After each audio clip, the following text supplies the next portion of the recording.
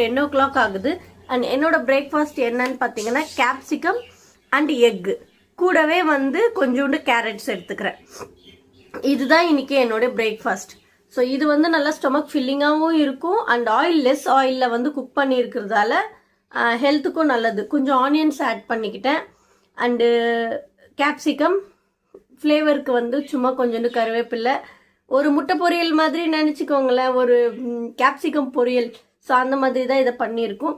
So இதுதான் வந்து நம்ம இன்னைக்கு வந்து பிரேக்ஃபாஸ்ட்டாக எடுத்துக்க போகிறோம். இன்னும் காலையில் எப்போவுமே நமக்கு வந்து ப்ரோட்டீன் தேவை. ஸோ அதனால் வந்து எக்ஸ் வந்து ஆட் பண்ணியிருக்கோம் கேப்சிகம் கூடவே, அதாவது ஈக்குவல் குவான்டிட்டி. கேப்சிகம் எவ்வளோ இருக்கோ அதுக்கு ஈக்குவலாகவே வந்து எக் ஆட் பண்ணியிருக்கு. ஒரு நல்ல ஸ்டொமக் ஃபில்லிங்காக இருக்கும்.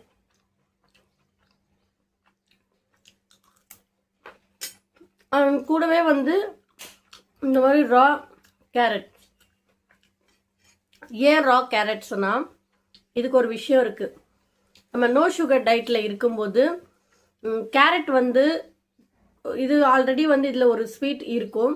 ஸோ நம்ம இதை குக் பண்ணி சாப்பிடும்போது இன்னும் கொஞ்சம் இது ஓவர் ஸ்வீட் கொடுக்கும் இது, ஓகேவா? ஸோ இது நம்ம ராவாக எவ்வளோ வேணால் சாப்பிட்டுக்கலாம்.